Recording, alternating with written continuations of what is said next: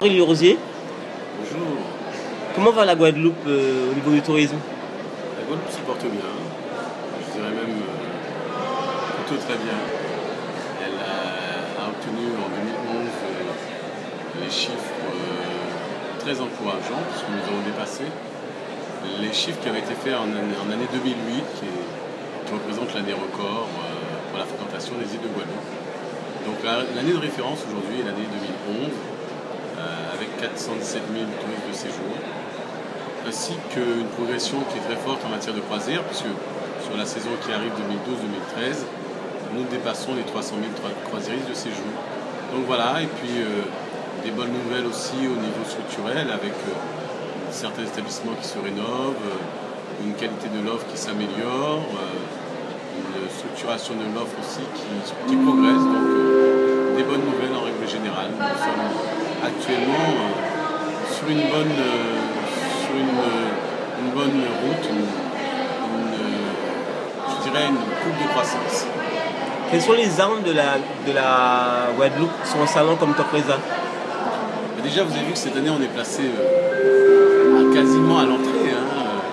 Nous accueillons les visiteurs, les 28 000 visiteurs de Top Reza, de ce salon, de ce plus grand salon de France, puisque il y a 160 destinations qui sont présentes, ce qui représente quand même une concurrence non négligeable.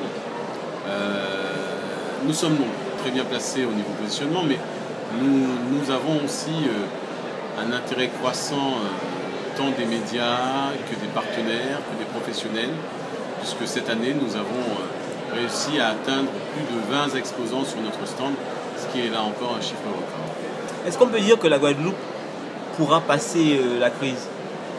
Écoutez, la Guadeloupe, c'est vrai, il faut le dire, est une destination qui progresse en temps de crise, et ça c'est assez exceptionnel pour le souligner, puisque là, voyez-vous, nous avons pour les carnets de commandes, c'est-à-dire la saison 2012-2013, en tourisme de séjour, nous avons encore à la même période une progression de plus 6% sur l'ensemble des marchés, et en particulier sur le marché France, une progression de plus 8%. Là, je dis en termes de carnet de commandes, c'est-à-dire les réservations qui ont été faites jusqu'au 31 août pour les îles de Guadeloupe. Ces réservations pour la haute saison, c'est-à-dire les mois de décembre, janvier, février 2013. Qu'est-ce qui attire les gens en Guadeloupe? Qu'est-ce qu'il y a vraiment d'intéressant en Guadeloupe? Qu'est-ce qui motive quelqu'un pour dire bon, je vais en Guadeloupe?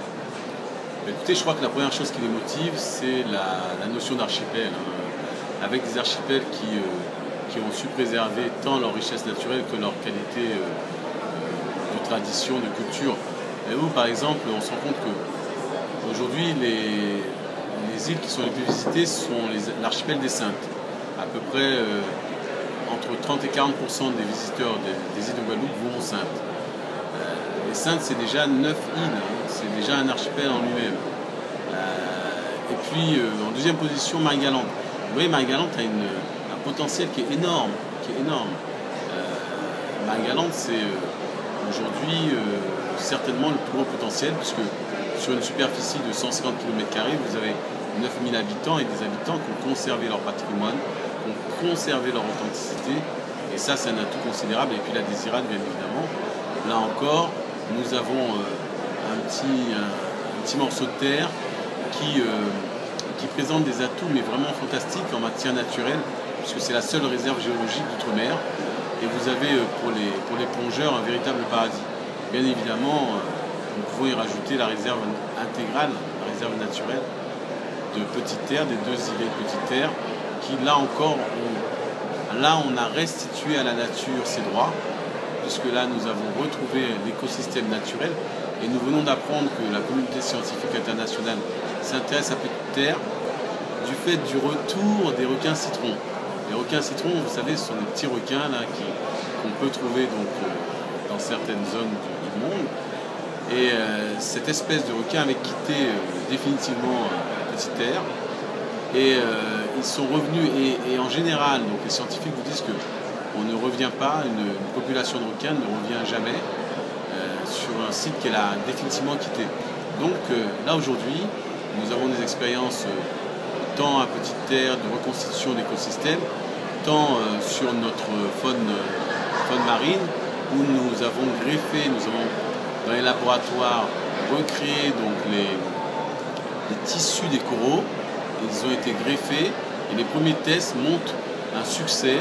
Et là encore, ce succès scientifique fait de la Guadeloupe une terre de développement durable, une terre de connaissances et aussi une terre je dirais, de vie et de nature.